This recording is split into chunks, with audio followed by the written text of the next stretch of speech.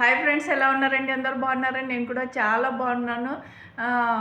ఆడపిల్లల చదువుల పట్ల చాలామంది చాలా చిన్న చూపు చూస్తుంటారు. ఆడపిల్లలకి చదువు ఎందుకు అని చెప్పేసి చాలా తక్కువ చదివించి పెళ్ళిళ్ళు అయితే చేస్తారు. వాళ్ళకి ఏంటి అంటే ఇప్పుడు ఇంత డబ్బు ఖర్చు పెద్ద చదువులు చదివించి రేపొద్దున పెళ్ళిళ్ళకి మరీ అంత డబ్బు ఖర్చు పెట్టాలి కదా. అదేదో అయినా మనకేంటి లాభము? కొడుకు అయితే కదా మనకి జాబ్ చేసి మనకిస్తాడు, మనకి లాభము. ఆడపిల్ల అయితే ఏంటి, అక్కడ పెళ్ళి చేసి పంపించేస్తాం కదా.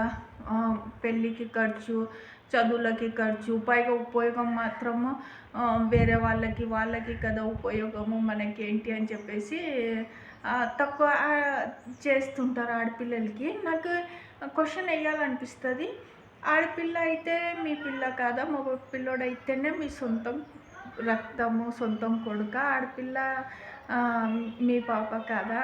క్వశ్చన్ వేయాలనిపిస్తుంది. సంస్కారం అడ్డొచ్చి అలా అడగలేను మొఖాన. కానీ మీరు మాట్లాడేటప్పుడు ఎంత మెచ్యూరిటీగా మాట్లాడుతున్నారు, ఆడపిల్లల పట్ల ఎలా మాట్లాడుతున్నారు అని ఆలోచించి మాట్లాడాలి. ఇంకొక విషయము నేను ఏమంటానంటే, సద్గురు జగ్గి వాసుదేవ్ అనే సద్గురు ఉన్నారు కదా. ఆ గురువు ఏమంటారంటే, మీరు బ్రతికి ఉన్నందుకు మీ చుట్టుపక్కల వాళ్ళు సంతోషపడాలా, మీరు ఇక్కడ లేనందుకు సంతోషపడాలా? మీరు ఇక్కడ ఉన్నందుకు సంతోషపడాలా, లేనందుకు సంతోషపడాలా? మీ బిహేవియర్ పట్ల వేరే వాళ్ళకి, మీ మాటల పట్ల, మీ బిహేవియర్ పట్ల వేరే వాళ్ళకి ఇబ్బంది కలిగించకుండా మీ జీవన విధానం ఏంటో మీరు సాగించాలా. మీరు ఏంటి అంటే మీది వదిలేస్తారు, అందరినీ ఆలోచించి అన్ని రోగాలు తెచ్చుకుంటారు. ఇది నిజం, ఇది 110% నిజము.